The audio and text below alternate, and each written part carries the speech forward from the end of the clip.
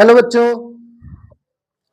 हम लोग पिछली क्लास में एटॉमिक स्ट्रक्चर पढ़ना स्टार्ट किए थे और एटॉमिक स्ट्रक्चर की पिछली क्लास में यानी फर्स्ट लेक्चर जो थी उसमें हम लोगों ने देखा था कि एटम की आईयूपीएसी डेफिनेशन क्या है, एटम बेसिकली होता कैसा है और सबसे इंपॉर्टेंट पॉइंट जो देखा था वो था हम लोगों ने कि डाल्टन्स एटॉमिक थियरी एटम के बारे में क्या कहती है और थॉमसन्स एटॉमिक मॉडल कैसा है।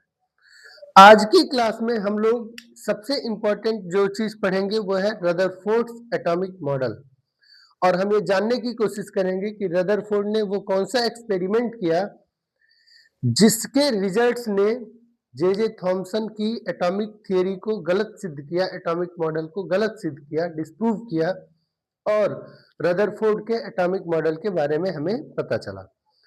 इस वीडियो में हम ये भी जानेंगे कि कैसे रदरफोर्ड ने न्यूक्लियस की डिस्कवरी की और कैसे उन्होंने न्यूक्लियस की साइज की कैलकुलेशन की। और इस वीडियो में हम कुछ बेसिक कॉन्सेप्ट जैसे distance of closest approach, impact parameter, angle of scattering, ये सब के बारे में भी जानेंगे। और लास्ट में वीडियो के अंत में हम लोग देखेंगे कि कैसे रदरफोर्ड मॉडल जो है वो फेल हुआ या कह सकते हो कि इस मॉडल की डेमेरिट्स क्या क्या है। ठीक है, तो ये क्लास आपके लिए बहुत ही इंपॉर्टेंट होने वाली है। आपको मेंस में यहाँ से लगभग एक क्वेश्चन मिल जाएगा और आगे के टॉपिक्स को समझने के लिए भी ये चैप्टर ये क्लास बहुत ही ज्यादा इंपॉर्टेंट होने वाली है। यानी अगर आपको बोर्स मॉडल अच्छे से समझना है तो you should clearly understood the topic of Rutherford's atomic model. Clear है? तो आइए स्टार्ट करते हैं रदरफोर्ड्स एटॉमिक मॉडल। मॉडल पढ़ने से पहले हमें ये समझना पड़ेगा कि वो कौन सा एक्सपेरिमेंट था जिससे रदरफोर्ड को ये बात पता चली कि मॉडल क्या है, एक्चुअली एटम कैसा होता है। तो आइए स्टार्ट करते हैं रदरफोर्ड्स अल्फा स्कैटरिंग एक्सपेरिमेंट। तो आज की क्लास का सबसे फर्स्ट टॉपिक है Rutherford's alpha scattering experiment. Hindi में इस टॉपिक को कहते हैं रदरफोर्ड का अल्फा कण प्रकीर्णन प्रयोग। अल्फा कण प्रकीर्णन प्रयोग, अल्फा कण प्रकीर्णन प्रयोग। अब समझने के पहले ये समझ लेते हैं कि ऐसा ही क्यों किया गया। तो हम लोगों ने देखा कि जो थॉमसन मॉडल है, थॉमसन के मॉडल के बेसिस पर एटम मोस्टली किससे भरा हुआ है? Positively uniformly charge, uniformly distributed positive charge से भरा हुआ है। किसके मॉडल के हिसाब से? As per the Thomson's atomic model. और बीच बीच में कहीं कहीं पे ये निगेटिवली चार्ज इलेक्ट्रॉन्स एम्बेडेड है।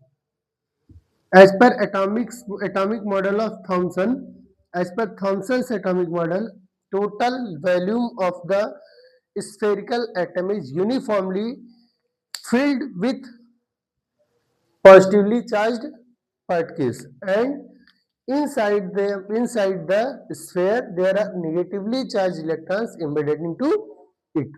अंदर धसे हुए इलेक्ट्रॉन्स हैं जो कि निगेटिवली चार्ज होते हैं।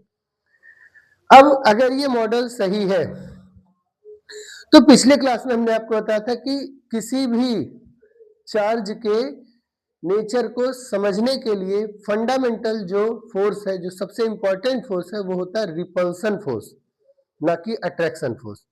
क्योंकि अट्रैक्शन ग्रेविटेशनल फोर्सेस की वजह से भी हो सकता है, लेकिन रिपल्सन सिर्फ और सिर्फ इलेक्ट्रोस्टैटिक यानी इलेक्ट्रोमैग्नेटिक फोर्स की वजह से ही होता है। तो रदरफोर्ड ने सोचा कि अगर ऐसा है तो हम क्या करें, एक पॉजिटिव चार्ज पार्टिकल को लेकर के आगे बढ़ते हैं।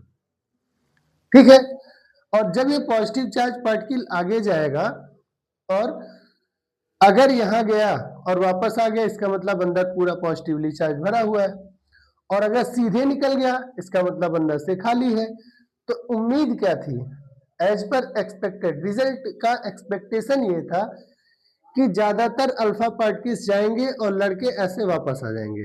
ज्यादातर अल्फा पार्टिकल्स जाएंगे और लड़के वापस आ जाएंगे। इस तरीके से होगा, मोस्ट प्रोबेबली ऐसा उम्मीद था। अच्छा, ये एक्सपेरिमेंट उन्होंने किया कब? 1911 में। ये मतलब रिजल्ट, फाइनल रिजल्ट है 1911 में। 1906 में रदरफोर्ड मिले दो लोगों से, जिसमें से एक सबसे इंपॉर्टेंट नाम है डेविसन और दूसरा इंपॉर्टेंट नाम है जर्मर। अगर आपको याद हो तो ये वही दो लोग हैं जिन्होंने डी ब्रॉगली का ड्यूअल बिहेवियर नेचर का कॉन्सेप्ट डिराइव क्या किया था, प्रूफ किया था by the help of diffraction of electrons. पर ये बहुत बाद की बात है, 1927-28 के आसपास। अभी चला 1911 और उसके पहले हम लोग बात करें 1906 में। रदरफोर्ड यूनिवर्सिटी ऑफ वाशिंगटन में क्या थे? प्रोफेसर थे। ठीक है, मतलब वो यूनिवर्सिटी में प्रोफेसर थे।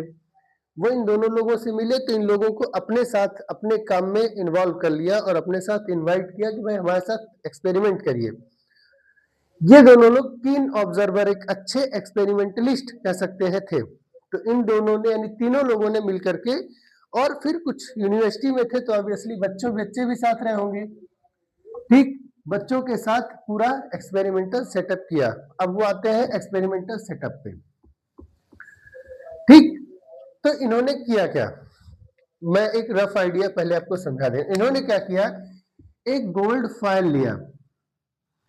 क्या लिया? एक गोल्ड फॉयल लिया।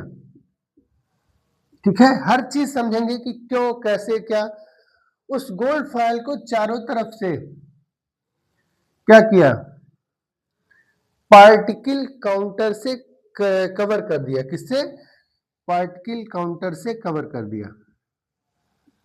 जो पार्टिकल को क्या करता हो, काउंटर करता है। सिंटिलेशन काउंटर भी बोलते हैं इसको। क्या बोलते हैं? Scintillation counter. Scintillation counter. पर अभी आप सिंपल शब्द समझिए, पार्टिकल काउंटर। ठीक, ये पीछे की तरफ पार्टिकल काउंटर लगा दिया और इसके इनर सरफेस पे फ्लोरेसेंट मटेरियल लगा दिया। क्या लगा दिया?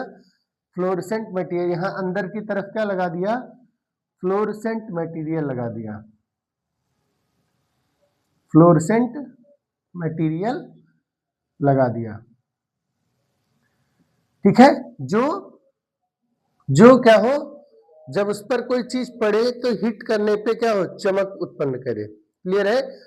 जैसे शांत पानी में अगर आप बहुत छोटा कोई पत्थर देख डालें जो पत्थर ही ना दिखे, तो जब वो पानी में पड़ेगा तो वहां पे एक वेव बनेगी, जान जाएंगे कि यही गिरा है।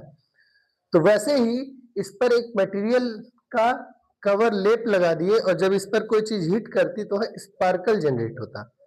ऐसे सरफेस को बोलते हैं, ऐसे मटेरियल को फ्लोरेसेंट मटेरियल। ठीक है, क्लियर? तो गोल्ड फॉयल लिया उन्होंने और यहां से ढेर सारे अल्फा पार्टिकल्स को क्या किया, स्कैटर कराया। क्या किया? ढेर सारे अल्फा पार्टिकल्स को स्कैटर कराया। कौन से पार्टिकल्स को? अल्फा पार्टिकल्स को। अब इस एक्सपेरिमेंटल सेटअप का कोई बहुत यूज आपके बोर्ड पेपर के लिए नहीं है, क्योंकि जनरली नहीं पूछता है, सिर्फ समझने के लिए। तो आप ऐसे भी बनाएंगे, टीचर समझेगा कि आप क्या बनाना चाह रहे हैं, परेशान नहीं होना। इंपॉर्टेंट पॉइंट जिस चीज का है वो ध्यान दीजिए। पहला कि अल्फा पार्टिकल्स होते क्या है, सेकंड कि गोल्ड का ही फॉयल क्यों लिया, और तीसरा पार्टिकल काउंटर क्यों लगाया, और सबसे इंपॉर्टेंट ये पूरा सेटअप, पूरा का पूरा सेटअप किसमें रखा गया? वैक्यूम में। The whole setup is kept inside a evacuated chamber.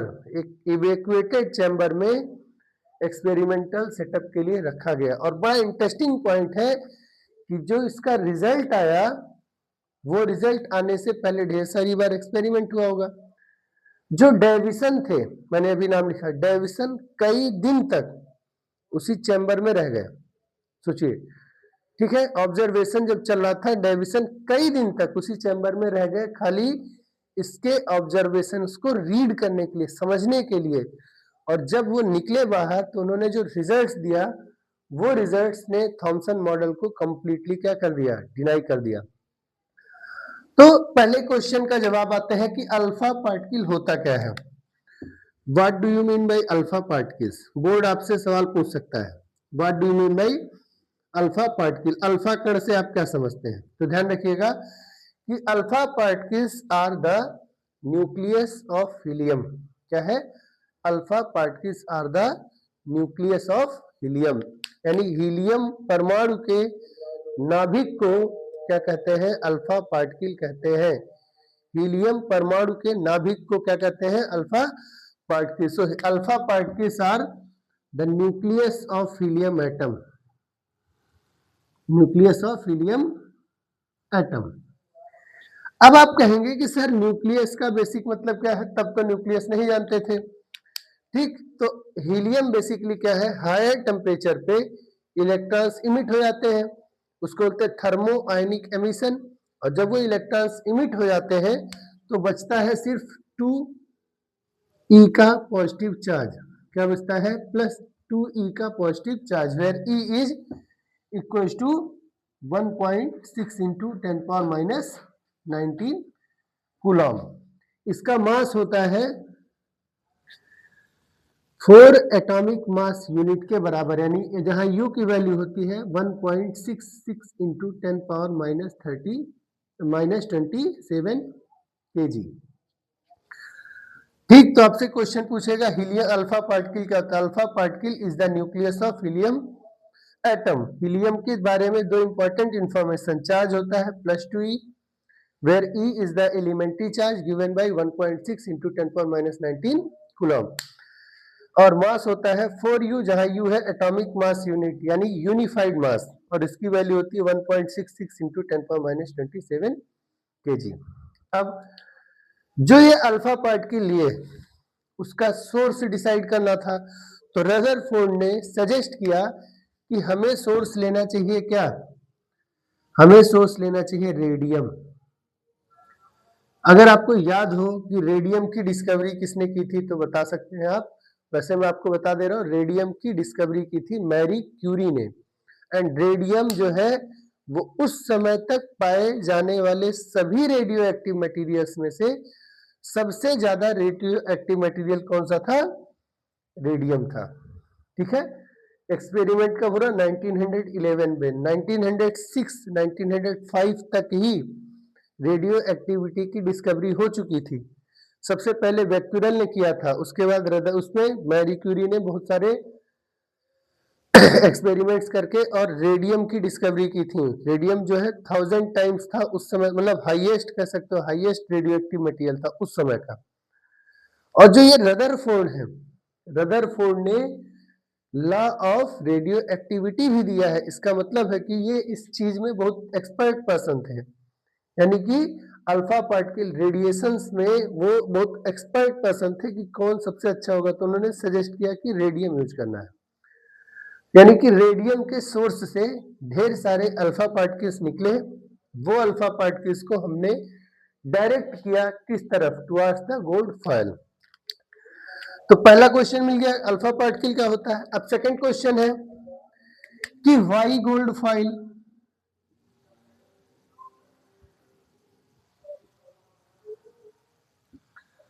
Hindi में क्या कहेंगे? पतली पन्नी।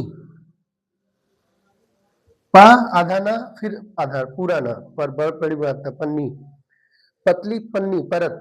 आपने देखा होगा वो काजू कतली पे काजू कतली का कवर का उसका चांदी का सिल्वर का वर्क होता है, उससे पतला सीट बनाया इन लोगों ने गोल्ड का। तो सवाल पूछता है वाई फॉयल?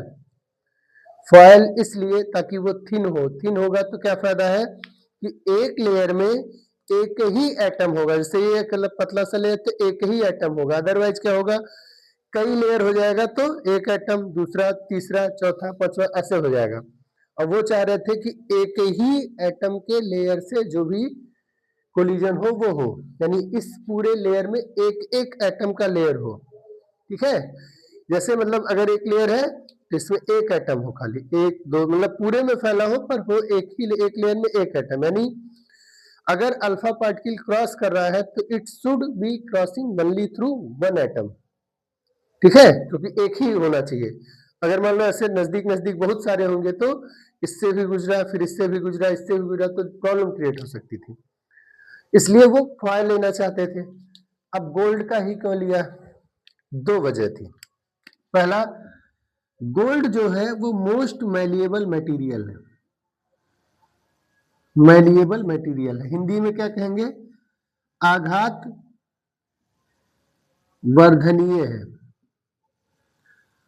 सोना जो है वो सर्वाधिक आघात वर्धनीय पदार्थ है, यानी कि पीटने पर पतले पतले चादर में, पतले पतले शीट्स में फैल जाएगा। हाईएस्ट मैलिएबल मटेरियल, पहला पॉइंट। दूसरा कि जो गोल्ड होता है वो सिल्वर के कंपैरिजन में या बाकी इन मैलिएबल मटेरियल्स के कंपैरिजन में लेस रिएक्टिव होता है। तो एक पॉइंट और भी था कि हो सकता है कि रिएक्शन मतलब जब अल्फा पार्टिकल अटैक कर रहा है तो हो सकता है कि वो रिएक्शन क्रिएट कर ले, पर यहाँ पे इसके चांसेस कम थे क्योंकि गोल्ड क्या होगा? लेस रिएक्टिव होगा। तो दो इंपॉर्टेंट क्वेश्चन पूछ सकता है 1 मार्क्स या 2 मार्क्स में। पहला, what do you mean by alpha particles? Alpha particles are the nucleus of helium atom, it have charge 2e, mass 4u। Source क्या था? रेडियम था। ये हिस्टोरिकल पॉइंट हो सकता है may be. And why gold foil? So there are two reasons of using gold foil. One is the gold is highest malleable material, ठीक है। Second, it can be easily beaten into thin sheets. इन्हें पतले पतले परतों में क्या कर सकता है? किया जा सकता है, पीट के पतला किया जा सकता है। दूसरा कि इसके रिएक्शन की जो दर है, ये नॉर्मली क्या होती है? कम अभिक्रियात्मक है, कम रिएक्टिव है। कम रिएक्टिव है तो कोई रिएक्शन, केमिकल रिएक्शन होने के चांसेस क्या थे? कम थे। अब ध्यान दो, ये तो हो गया, ठीक है, सेटअप हो गया। सवाल है पार्टिकल काउंटर क्यों यूज किया? ताकि जितने भी पार्टिकल यहाँ पे पहुंचे ये अल्फा पार्टिकल हमें क्लियर पता चले। और ये पता कैसे चलता? दिखता तो है नहीं। तो दो चीज थी, एक तो हमने क्या किया था? फ्लोरोसेंट मटेरियल लगा दिया था, बाकी काउंटर लगाया हुआ था पीछे। 1911 तक कितनी टेक्निक डेवलप हो चुकी थी कि काउंट किया जा सके किसी पार्टिकल को, तो काउंटर लगाया था। पर अगर वो ना भी रहा हो तो मान के चलिए कि जब चमक होगी तो जहां ज्यादा चमक होगा हम जान जाएंगे कि वहां पार्टिकल्स ज्यादा आए हैं, जहां कम चमक प्रोड्यूस होगी हम जान जाएंगे कि यहाँ यहाँ पार्टिकल्स कम आए हैं। और ये चारों तरफ से ऐसे कवर्ड था, मतलब ये गोल्ड फॉइल चारों तरफ से कवर था और बहुत पतली बीम गई थी किसकी? अल्फा पार्टिकल की। एक्सपेरिमेंटल सेटअप में, एक्चुअल में। एक सवाल और पूछ सकता है, वो ये कि the entire experimental setup of the Rutherford's alpha scattering particle alpha particle scattering experiment is kept in vacuum. Why? पूरा जो प्रयोगात्मक सिस्टम है, यंत्र है, तंत्र है, वो सब निर्वातित चैम्बर में क्यों रखा गया था? इसकी वजह है कि निर्वातित रहेगा तो ये जो अल्फा कण है वो सिर्फ और सिर्फ गोल्ड के एटम्स से ही लड़ेंगे और किसी के साथ कोई टक्कर नहीं करेंगे, नहीं तो उसकी ऊर्जा यानी एनर्जी में क्या हो जाएगा? लॉस हो जाएगा। तो ये आपका हो गया, आप एक इसका स्क्रीनशॉट ले लीजिए। हो गया। अब देखिए एक्सपेक्टेशन क्या थी? As per Thomson's model atom solid है, अंदर से भरा हुआ है और कैसा है? पॉजिटिवली चार्ज है। तो पॉजिटिवली चार्ज अल्फा पार्टिकल जाएगा, कोलाइड करेगा, तो जैसे जैसे वो आगे बढ़ेगा रिपल्सन होगा, और जब रिपल्सन होगा तो वहां पहुंचने से पहले ही हो सकता है क्या हो जाए? वापस हो जाए। यानी ज्यादातर अल्फा पार्टिकल्स क्या होंगे? रिफ्लेक्ट बैक होंगे। ये एक्सपेक्टेशन था। अब हुआ क्या? जो हुआ उसने दुनिया को सोचने का तरीका बदला। कैसे? देखिए ध्यान से। जो चीज हुई वो ये कि सबसे ज्यादा फ्लोरोसेंट मटेरियल पे जो चमक हुई, स्पार्कलिंग हुई, हाईएस्ट स्पार्कलिंग हुई इस पोर्शन पे, हाईएस्ट स्पार्कलिंग हुई स्ट्रेट, यानी most sparkling produced at straight point. ठीक है। फिर कुछ हद तक स्पार्कलिंग यहां पे भी मिला, जैसे जैसे आप इस सेंटर से दूर होते जाएंगे स्पार्कलिंग की संख्या क्या होती गई, घटती गई। इधर भी सरफेस से दूर जाते जाएंगे स्पार्कलिंग की संख्या क्या होती गई, घटती गई। फिर जैसे से आप दूर हुए स्पार्कलिंग की संख्या बहुत कम हो गई।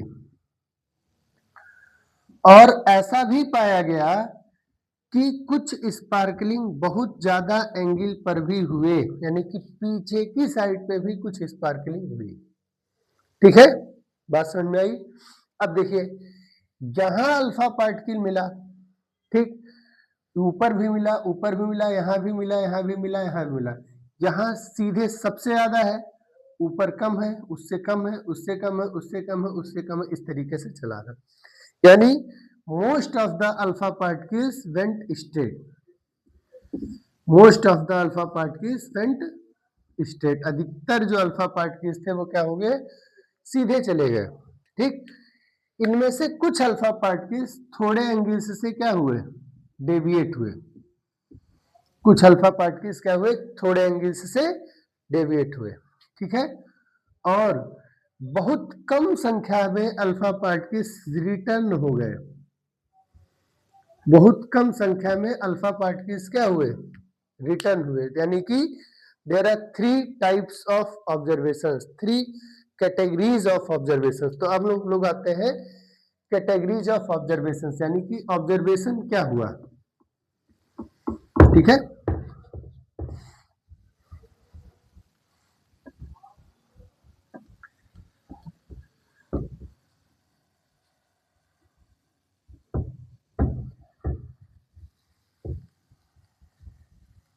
सो अब हम आते हैं कि ऑब्जर्वेशन क्या हुआ, यानी प्रेक्षण क्या हुआ।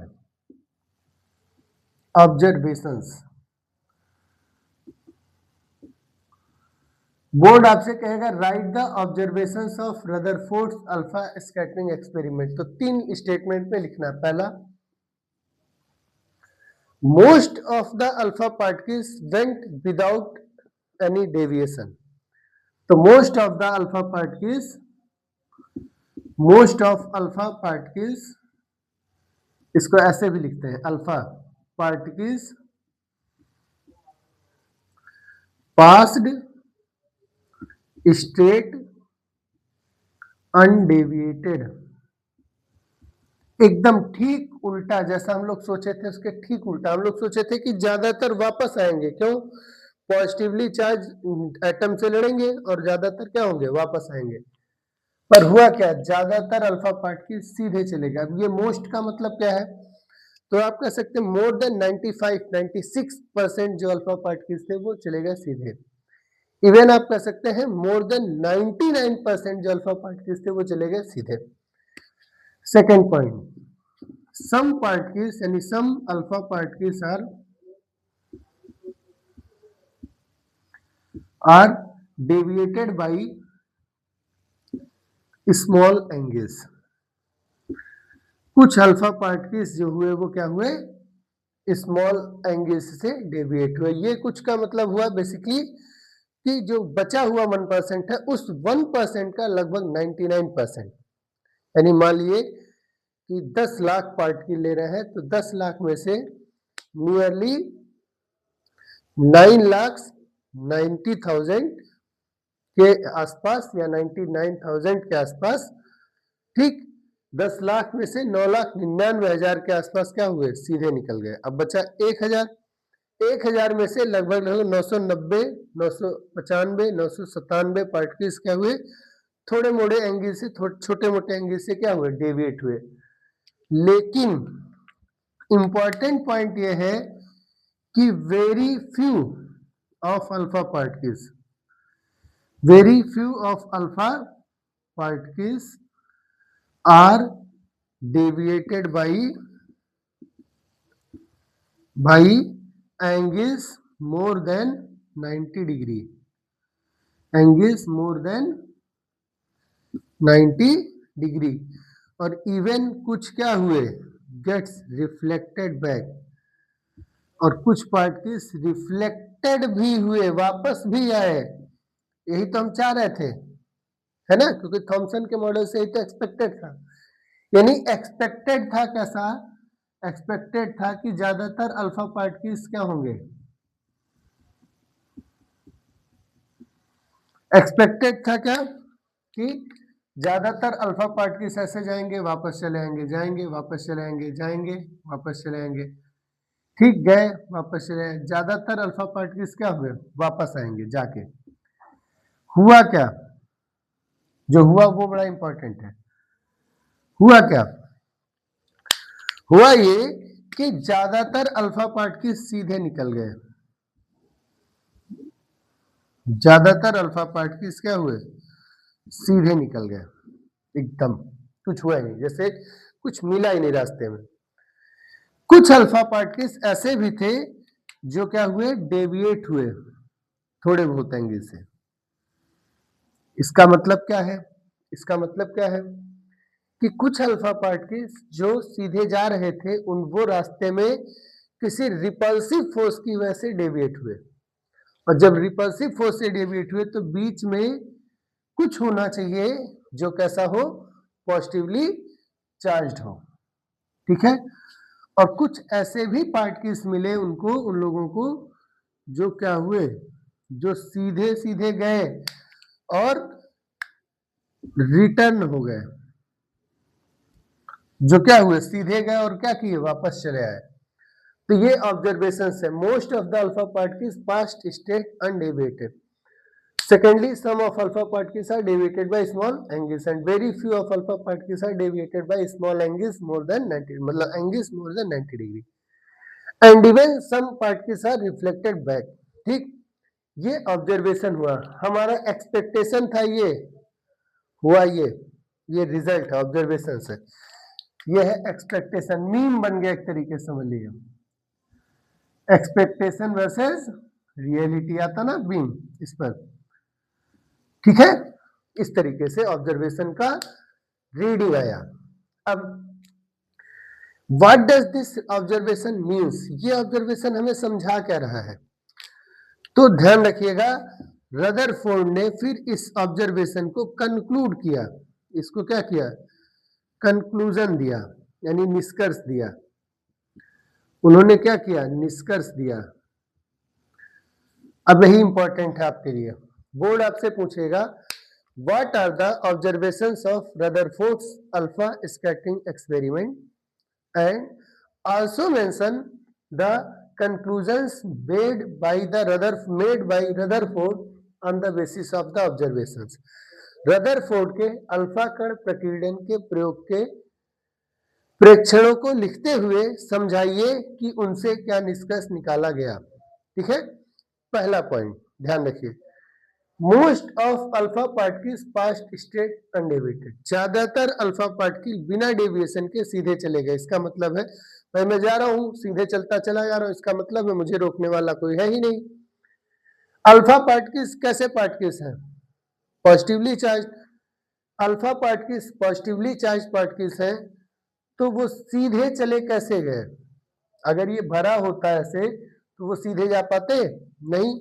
इसका बेसिक मतलब है कि एटम का ज्यादातर हिस्सा क्या है, खाली है। तो फर्स्ट ऑब्जर्वेशन से जो निष्कर्ष निकला वो क्या है, atom is almost hollow inside, atom लगभग पूरा क्या है, हॉलो है, अंदर से पूरा क्या है, खाली है। यानी परमाणु अंदर से भीतर से लगभग खोखला है। हॉलो वर्ड का इंग्लिश हिंदी वर्ड क्या लिखेंगे आप पेपर में, खोखला है, यानी परमाणु भीतर से खोखला है, इसके अंदर कुछ नहीं है, ठीक है। सेकेंड पॉइंट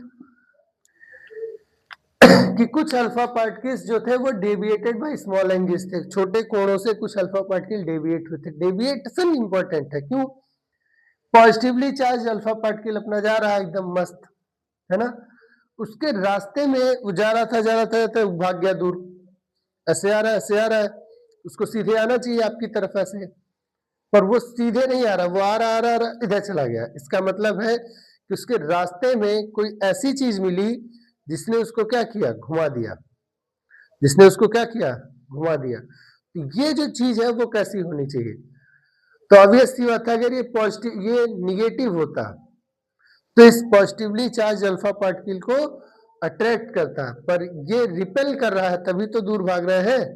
इसका मतलब है कि ये कैसा है, पॉजिटिव है। तो उन्होंने कहा कि since some alpha particles are deviated by small angles, therefore there must be something present inside the atom which is positively charged. उन्होंने किसका कंसेप्ट दिया, something must be present inside the, something must be present inside the atom, inside the atom which is positively charged, which is positively charged।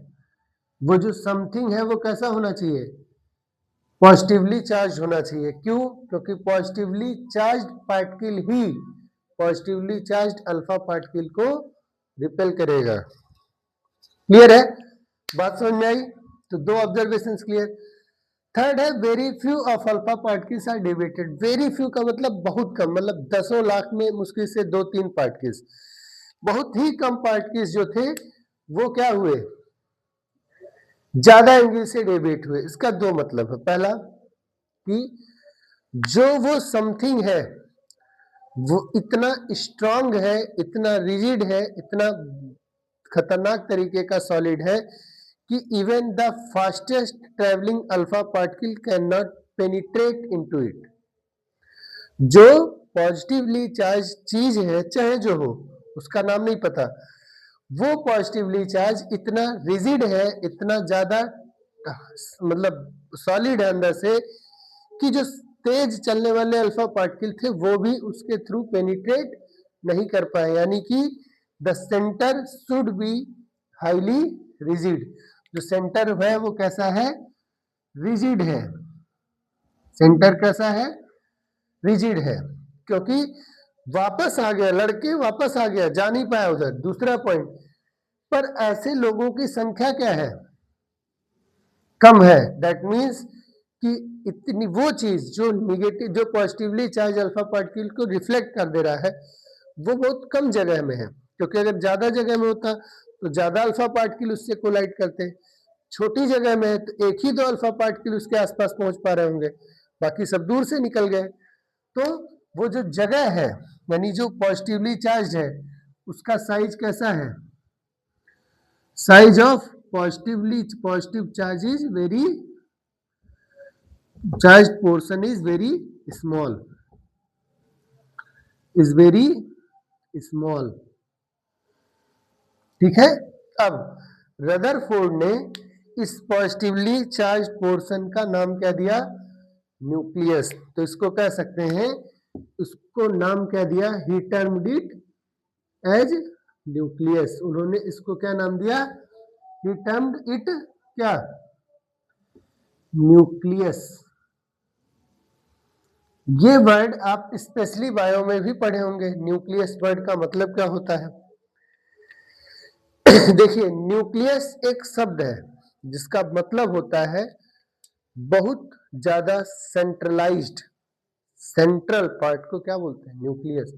बहुत मुख्य शब्द को क्या बोलते हैं, न्यूक्लियस। जैसे एग्जांपल के लिए कह सकते हैं कि एक फैमिली में जो न्यूक्लियस है वो कौन है, पेरेंट्स है ना। वैसे ही न्यूक्लियस माने हो गया कि एटम का सबसे कोर पार्ट को क्या कहा गया, न्यूक्लियस। तो न्यूक्लियस उस टाइम तक, मतलब न्यूक्लियस एक वर्ड है, ऑब्जेक्ट नहीं है। न्यूक्लियस एक वर्ड है जिसका मतलब होता है केंद्र, और उस केंद्र को हम लोग हिंदी में क्या कहते हैं, हम लोग हिंदी में कहते हैं नाभिक। तो उन्होंने उस टाइम एक वर्ड यूज किया जिसका बेसिक मतलब होता था सेंटर, केंद्र। तो ये आपका ऑब्जर्वेशन है और ये आपका कंक्लूजन है based on the observations. I hope कि आपको ये पूरी तरह से क्लियर हो गया होगा। क्लियर है। अब इसके बाद हम लोग इसके टेक्निकल एस्पेक्ट्स पर आएंगे। क्लियर है। तो इसका एक स्क्रीनशॉट आप ले लीजिए।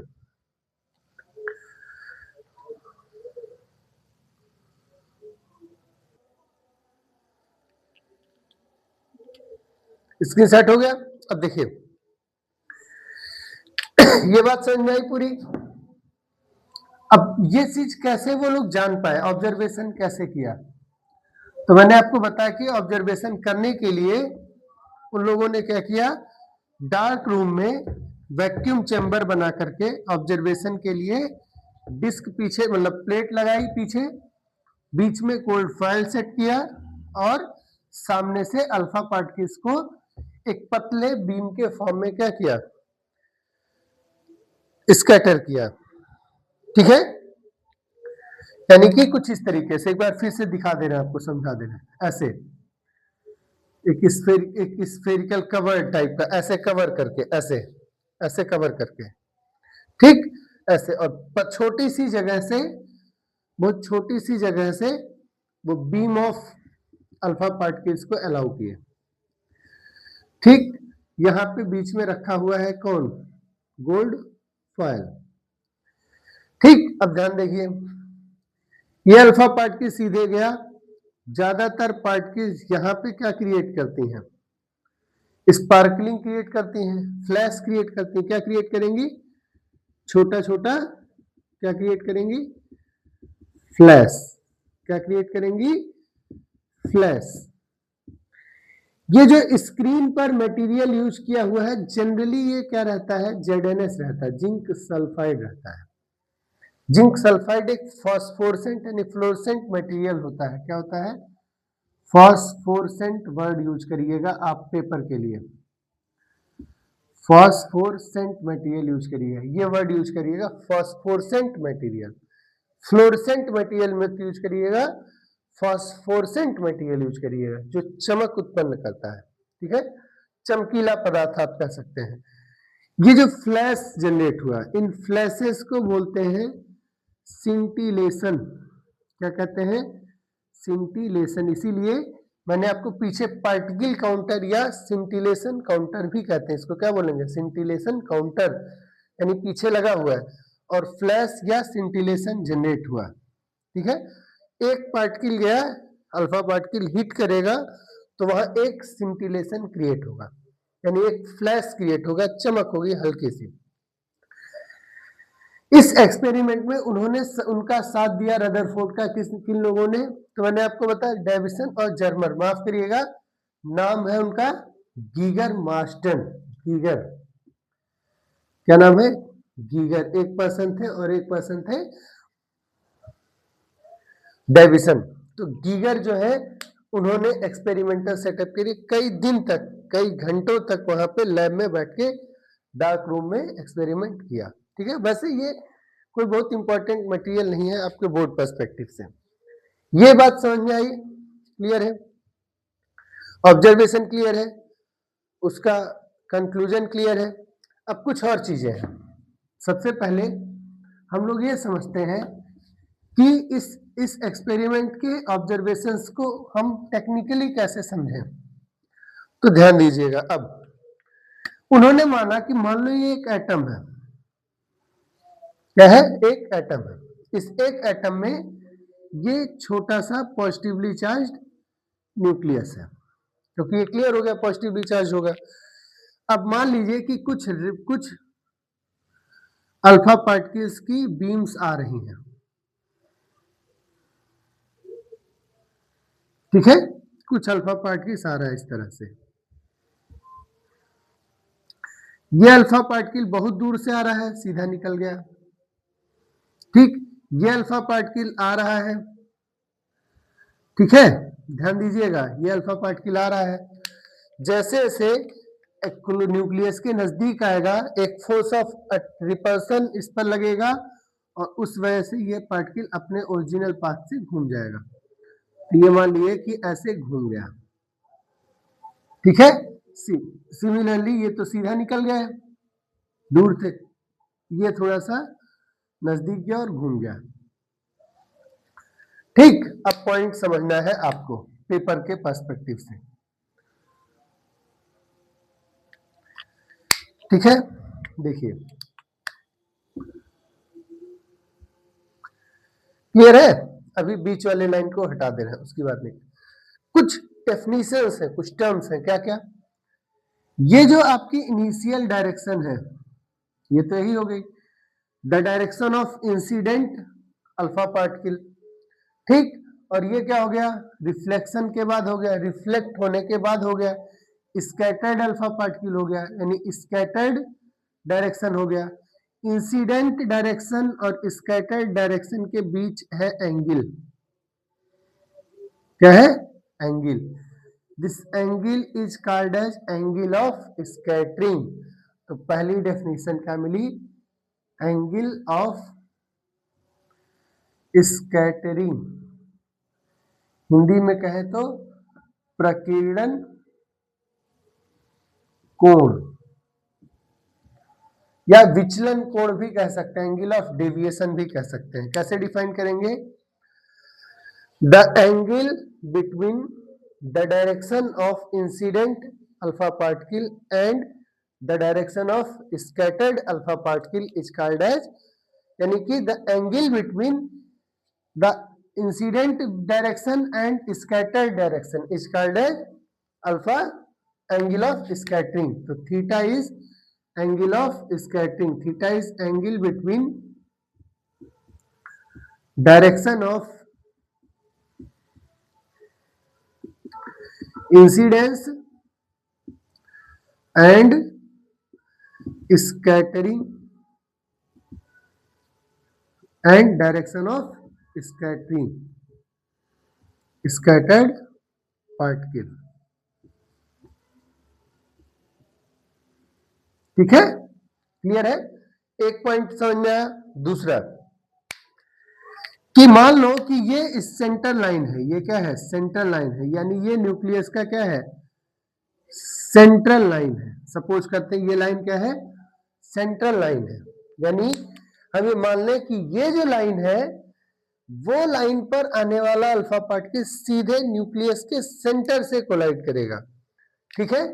तब एक पॉइंट है क्या, कि सेंट्रल लाइन से जो पार्टिकल जितना ज्यादा दूर है, देखिए ध्यान से, चाहे ऊपर और चाहे नीचे, सेंट्रल लाइन से ये पार्टिकल कम दूर है, सेंट्रल लाइन से ये पार्टिकल कम दूर है, सेंट्रल लाइन से ये वाला पार्टिकल ज्यादा दूर है। जो पार्टिकल ज्यादा दूर है उसका एंगल ऑफ स्कैटरिंग क्या होगा, कम होगा। क्यों, क्योंकि वो न्यूक्लियस से ज्यादा दूर होगा। और जो पार्टिकल कम नजदीक डिस्टेंस पर है, यानी नजदीक है, closer to the central line है, उसका स्कैटरिंग क्या होगा, ज्यादा होगा। तो ये डिस्टेंस क्या कहलाता है, तो इस डिस्टेंस को डिनोट करते हैं स्मॉल बी से, और इसे कहते हैं इम्पैक्ट पैरामीटर। क्या कहते हैं, इम्पैक्ट पैरामीटर, हिंदी में कहेंगे संघट्ट प्राचल, संघट्ट प्राचल, ठीक है। इसकी डेफिनेशन आपसे बोर्ड पूछ सकता है, बोर्ड कहेगा what do you mean by the impact parameter of alpha particles, ठीक है, क्लियर है। तो अल्फा पार्टिकल्स का डेफिनेशन कैसे देंगे, ध्यान रखिएगा। It is defined as the perpendicular distance between the central line passing through the line passing through the, या the direction of alpha particle passing through the centre and the direction of particle in other way. या सबसे simple definition दे सकते हैं, the distance between the central line and, central line मतलब क्या, तो simple सी बात है, इसको और थोड़ा डिफाइन कर सकते हो, कैसे, the distance between the line passing through the centre, passing through the centre, अब किसका सेंटर, ऑफ न्यूक्लियस, ठीक, और किसका डिस्टेंस बिटवीन है ना, तो line passing through the centre of nucleus and the direction of incidence of any alpha particle, ठीक है। किसी भी एटम के सेंटर से पास होने वाली लाइन और एटम की तरफ आने वाले अल्फा पार्टिकल के आपतन किरण यानी आपतित किरण के डायरेक्शन के बीच का जो परपेंडिकुलर डिस्टेंस है उसे क्या कहते हैं? संघट्ट प्राचल यानी कि इंपैक्ट पैरामीटर, इसे डिनोट करते हैं स्मॉल v से। और ये लेंथ है, डिस्टेंस है, इसलिए इसका ऐसा यूनिट क्या होगा? मीटर। ध्यान रखना है। Impact parameter b denoted by b, ऐसा यूनिट मीटर, ऐसा यूनिट मीटर। जो इंपॉर्टेंट पॉइंट है ध्यान रखिए, इंपैक्ट पैरामीटर हमें बता क्या रहा है? बेसिकली इंपैक्ट पैरामीटर ये बता रहा है कि किसी भी पार्टिकल पर न्यूक्लियस का कितना ज्यादा फोर्स लगेगा। अगर इंपैक्ट पैरामीटर भी 0 हो तो जो फोर्स लगेगा बहुत ज्यादा लगेगा और ऐसे केस में पार्टिकल सीधा जाके वापस आ जाएगा। बात समझ में आई? और जैसे जैसे आप b को बढ़ाते जाएंगे वैसे वैसे अल्फा पार्टिकल का एंगल ऑफ स्कैटरिंग क्या होगा? मिनिमम हो जाएगा। ठीक, इसका एक स्क्रीनशॉट ले लीजिए।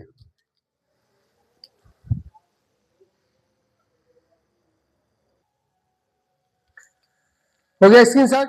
अब देखिए ये जो b है और ये जो थीटा है यानी इंपैक्ट पैरामीटर और एंगल ऑफ स्कैटरिंग में रिलेशनशिप होता है। रिलेशनशिप क्या है? b equals to 1/4 pi epsilon naught z1 z2 e square by k और cot theta by 2। b equals to 1/4 pi epsilon naught z1 z2 e square by k cot theta by 2। कौन क्या क्या है?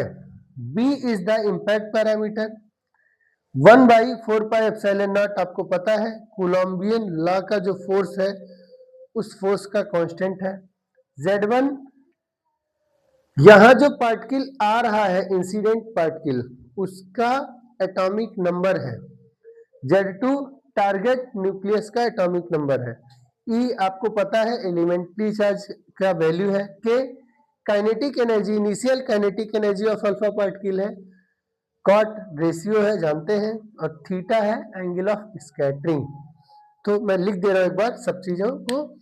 1/4 pi epsilon not क्या है? 9 × 10⁹ ऐसा units जानते हैं। Z1 है atomic number of incident particle, क्योंकि हो सकता है कि किसी का मन करे कि भाई हम अल्फा पार्टिकल से नहीं कराएंगे एक्सपेरिमेंट, हम प्रोटॉन से कराएंगे, तो करा दो प्रोटॉन से। Z क्या है? तो प्रोटॉन का एटॉमिक नंबर हो जाएगा। किसी का मन करे हम लिथियम का आयन से कराएंगे तो करा दो, उससे Z की क्या हो जाएगा? उसकी वैल्यू हो जाएगी। Z2 क्या है? Z2 है atomic number of target nucleus, जो चीज का टारगेट लेके चल रहा है, जिस पर टारगेट कर रहा है, जैसे अभी गोल्ड है टारगेट तो गोल्ड का एटॉमिक नंबर हो जाएगा। E आपको पता है। K क्या है? K है initial kinetic energy, initial kinetic energy किसका? ऑफ अल्फा पार्टिकल का। थीटा क्या है? Angle of scattering. ठीक, कॉट क्या है? ट्रिग्नोमेट्रिक रेशियो है। यानी इंपॉर्टेंस की चीज क्या मिली? इंपॉर्टेंस की चीज मिली कि b is equal to 1/4 pi epsilon naught z1 z2 e square by k cot theta by 2।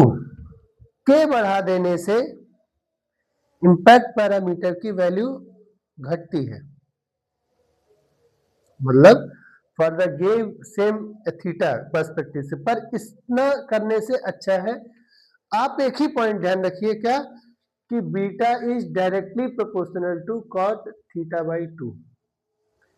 Beta b is directly proportional to cot theta by 2 यानी b के बढ़ जाने से देखो धीरे धीरे कॉट बढ़ता है 0 से इन्फिनिटी। कॉट की वैल्यू और tan की वैल्यू में क्या डिफरेंस है?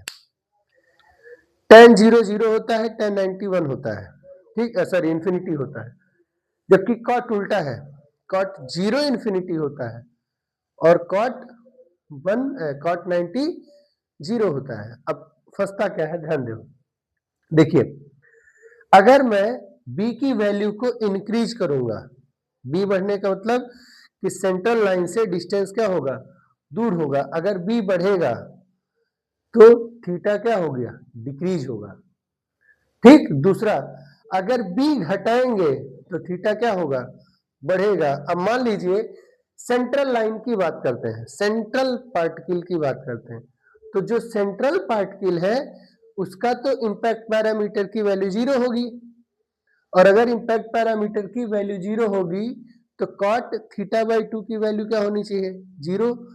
थीटा बाई 2 कितने पर 0 होता है, 90 डिग्री पे, तो थीटा कितना होगा, सॉरी कॉट कितना 0 होता है, कॉट कितना 0 होता है, कॉट 0 कितने पे होगा, 90 डिग्री पे। तो b की वैल्यू यानी कॉट थीटा बाई 2 की वैल्यू कितनी हो गई, 90। ध्यान से समझिए, अगर b 0 हो तो कॉट थीटा बाई 2 कितना हो गया, 90 डिग्री।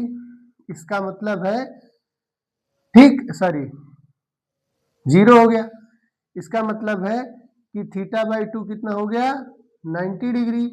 इसका मतलब है कि थीटा कितना हो गया, 180 डिग्री। तो जो अल्फा पार्टिकल b यानी इंपैक्ट पैरामीटर 0 से जाएगा वो आगे जाने के बाद कितने एंगल से स्कैटर होगा, 180 डिग्री से।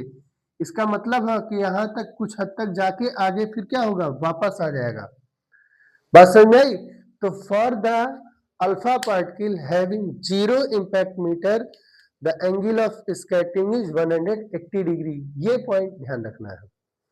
तो दो इंपॉर्टेंट पॉइंट, पहला b directly proportional to cot theta by 2, दूसरा थीटा 180 डिग्री होगा तब जब b की वैल्यू क्या हो, 0। तो ये स्लाइड आपके लिए बहुत इंपॉर्टेंट है, इसका स्क्रीनशॉट ले लीजिए।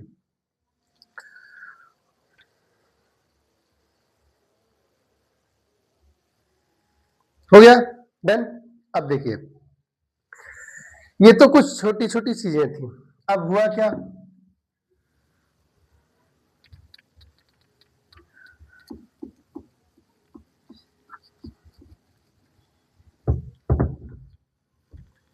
उन लोगों ने एक पर्टिकुलर एंगल से पास होने वाली यानी एक पर्टिकुलर एंगल पर स्कैटर होने वाले अल्फा पार्टिकल्स की गिनती की, मतलब काउंट किया, नंबर। यानी हम कह सकते हैं they find the number of alpha particles scattered by any particular angle, the number of alpha particles scattered by any particular angle. जैसे मान लिए कहें कि 30 डिग्री पर कितने पार्टिकल्स स्कैटर हुए, या हम कहें कि 180 डिग्री पे कितने पार्टिकल स्कैटर हुए, या कहें कि 60 डिग्री पर कितने पार्टिकल स्कैटर्ड हुए। तो उन लोगों ने क्या किया, उन पार्टिकल्स का नंबर ढूंढा। तो नंबर ऑफ अल्फा पार्टिकल्स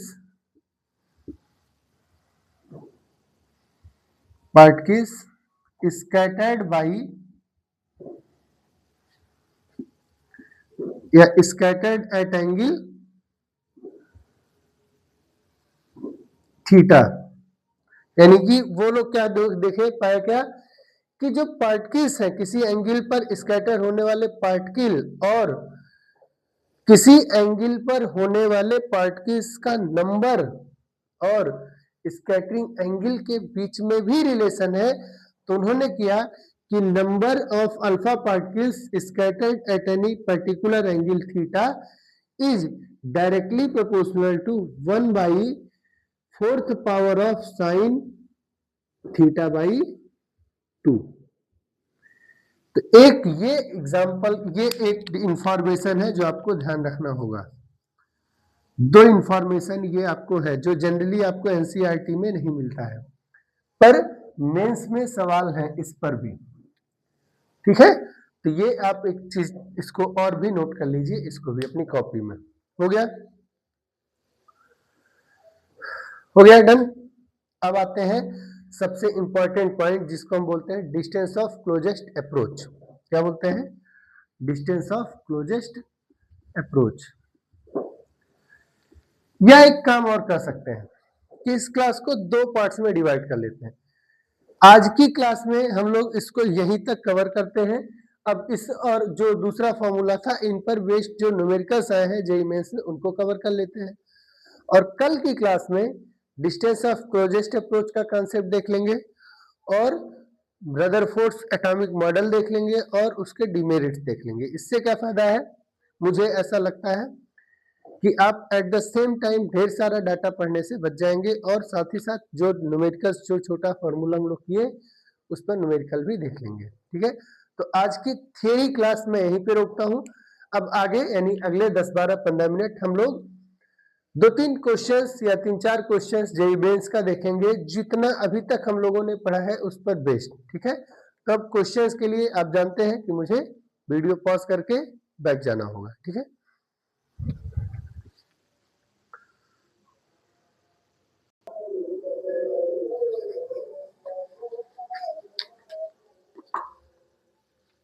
देखिए क्वेश्चन है √d1 and √d2 are the impact parameters corresponding to scattering angle 60 degree and 90 degree respectively.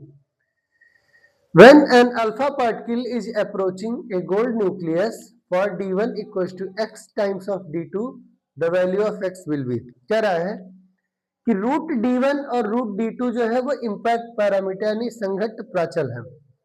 किसके लिए? क्रमशः 60 डिग्री और 90 डिग्री के प्रकीर्णन कोण के लिए। इसका बेसिक मतलब है कि एक इम्पैक्ट पैरामीटर है b1 जिसकी वैल्यू है √d1 और एक इम्पैक्ट पैरामीटर है b2 जिसकी वैल्यू है √d2। हम लोग जानते हैं कि जो b होता है वो डायरेक्टली प्रोपोर्शनल होता है cot θ/2 के।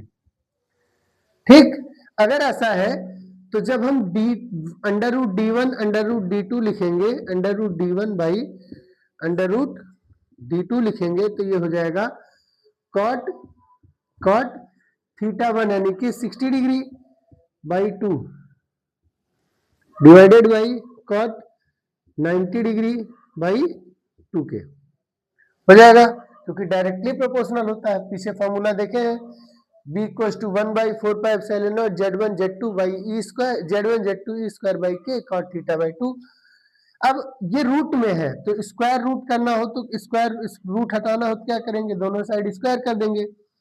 तो d1/d2 is equal to cot 60/2, 60/2 की वैल्यू हो गई 30, तो हो गया cot square 30 degree divided by नीचे cot स्क्वायर 45 डिग्री। सो d1/d2 की value I, what is the value of cot 30? मुझे नहीं मालूम, मान लो नहीं याद है तो क्या करेंगे? cot 30 होगा cos 30 बाई sin 30। मान लिए नहीं याद है तो क्या करेंगे? cos 30 की वैल्यू कितनी होगी नहीं पता, तो sin 30 तो पता है 0, 1/2, 1/√2, √3/2 और 1। sin 30 कितना है? 1/2 और sin 60 होता है √3/2, तो इसकी वैल्यू हो जाएगी √3/2 डिवाइडेड बाई 1/2 यानी कितना हो गया? √3। वैसे भी ध्यान होना चाहिए cot 30, क्योंकि आप मेंस की तैयारी कर रहे हैं, नीट की तैयारी कर रहे हैं, तो sin cos tan cosec sec सबकी वैल्यू पता होनी चाहिए। cot 30 कितना है? √3, और यही cot 30 √3 इक्वल होता है tan 60 डिग्री के, यानी कि tan 60 की जो वैल्यू होती है वही cot 30 की होती है। तो tan 60 है 30, तो ये वैल्यू कितनी आई? √3 का होल स्क्वायर, क्योंकि cot स्क्वायर है और cot 45 की वैल्यू तो 1 होती है, तो 1 का होल स्क्वायर। तो d1 बराबर आया √3 का स्क्वायर 3 इंटू d2। क्वेश्चन कह रहा है for d1 equals to x d2 the value of x is d1 is equals to x d2 then x is equals to 3। देखिए क्वेश्चन है जेईमेंस 2022 का 29 जून शिफ्ट 1 का। ये आपको फॉर्मूला जनरली नॉर्मली जैसे कुछ बुक्स में नहीं है, कुछ बुक्स में है, कुछ बुक्स में नहीं है, तो ये फॉर्मूला ध्यान रखिएगा, ठीक है। क्लास में जाके डिटेल्ड फॉर्मूला देख सकते हैं। नेक्स्ट क्वेश्चन पर आते हैं।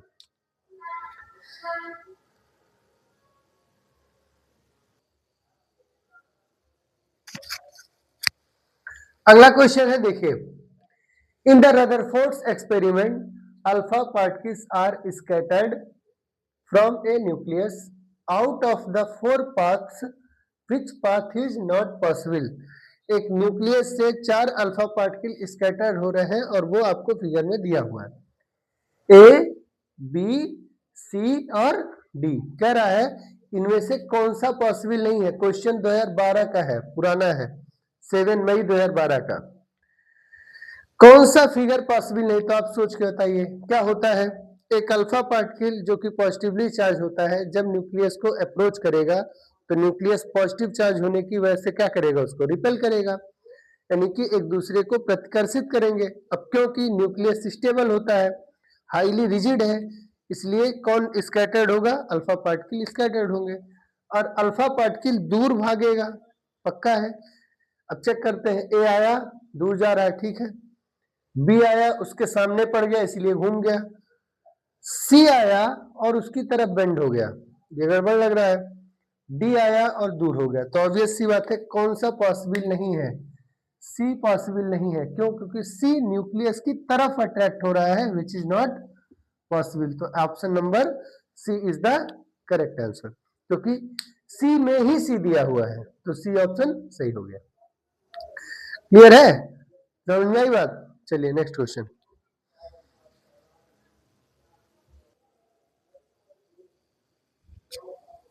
नेक्स्ट क्वेश्चन देखिए, in alpha particle experiment if number of alpha particles scattered at 90 degree angle is 56, calculate the number of alpha particles scattered at 60 degree. कह रहा है कि अल्फा कण प्रयोग में number of alpha particles scattered at 90 degree, 90 degree angle पर scattered number of particles की संख्या कितनी है, 56। Then calculate the number of alpha particles scattered at 60 degree. अगर 90 डिग्री पे 56 पार्टिकल जो है वो क्या हो रहे हैं, स्कैटर हो रहे हैं, तो 60 डिग्री पे कितने होंगे। हम लोग जानते हैं कि number of particles scattered at any particular angle is inversely proportional to 4th power of sine theta by 2। Clear है? तो सिंपल सी बात है, n2 बाई n1 अगर कर दे, नंबर रेसिप्रोकल कर दे, तो ये हो जाएगा साइन की पावर 4 थीटा बाई 2। कौन सा केस, फर्स्ट केस की second case? Obviously first case. क्यों? क्योंकि रिवर्स है, रेसिप्रोकल है। नीचे डिवाइडेड बाय हो जाएगा साइन की पावर 4 थीटा 2 बाई 2। अब आपका नंबर है n1 कितना, 56, और थीटा है थीटा 1 90 डिग्री, और नंबर है n2 डैश और थीटा 2 है 60 डिग्री। बस दोनों की वैल्यू पुट कर दीजिए, काम खत्म। मैं कर दे रहा हूं, n2 by 56 is equal to sine theta 1 यानी कि 90 डिग्री, उसका आधा 45, साइन 45 का power 4 divided by sine theta 2 60 degree by 2 यानी 30 डिग्री का पावर 4। तो साइन 45 की वैल्यू होती है 1 बाई रूट 2 उसका पावर 4 डिवाइडेड बाई साइन 30 की वैल्यू होती है रूट 3 बाई 2। साइन 30 की वैल्यू होती है कितनी, 1 बाई 2। साइन 30 की वैल्यू 1 बाई 2 उसका पावर 4। अब इसको सॉल्व कर लीजिए। So n2 divided by 56 is equal to 1 by का 1 का पावर 4 1 हो गया, रूट 2 का पावर 4 रूट 2 इंटू रूट 2 4 2 हो जाएगा, फिर रूट 2 इंटू रूट 2 4 हो जाएगा, 2 हो जाएगा तो 2 2 जा 4, तो 1 बाई 4 नीचे, और ऊपर उसके नीचे 1 का पावर 1 ही, और बाई 2 का पावर 2 2 जा 4 2 जा 8 2 जा 16। और ये 16 नीचे से ऊपर गया 16/4 यानी कि 4, तो इनटू कितना आया 56 इंटू 4, 4 6 जा 24 कैरी 2 और 4 5 जा 20 और 2 22 224। तो 60 डिग्री एंगल पे पार्टिकल्स की संख्या क्या होगी, बढ़ जाएगी। देखिए एंगल घटने से नंबर ऑफ पार्टिकल्स बढ़ गया और एंगल बढ़ने से नंबर ऑफ पार्टिकल्स घट जाएगा। सिमिलरली आपको क्वेश्चन पूछ सकते हैं 135 पर, 120 डिग्री पर, 30 डिग्री पर, 45 डिग्री पर, इस तरीके के जो वैल्यूज आपको कैलकुलेशन करने में इजी हो। ठीक है, देख लिए। ठीक, तो आई होप यहां तक की क्लास आपके समझ में आई होगी। अब अगली क्लास में हम आपको रदरफोर्ड एक्सपेरिमेंट का सबसे इंपॉर्टेंट पॉइंट, जिसमें the calculation of size of nucleus यानी distance of closest approach, the Rutherford atomic model और डीमेरिट्स ऑफ एटॉमिक मॉडल के बारे में बताएंगे। ठीक है, पढ़ते रहिए, हमारे वीडियो को लाइक करिएगा और सब्सक्राइब करिएगा। और अगर आप इस चैनल पे पहली बार आए हैं तो आप चैनल को जरूर सब्सक्राइब करिएगा और अपने सर्किल में अपने फ्रेंड्स को, अपने जूनियर्स बच्चों को, जो आपसे छोटे बच्चे हैं, उनको जरूर दीजिएगा ताकि वो एक अच्छी सोर्स से बिना किसी बकवास के, बिना अननेसेसरी टाइम वेस्ट किए चीजों को पढ़ सकें। ठीक है, थैंक यू।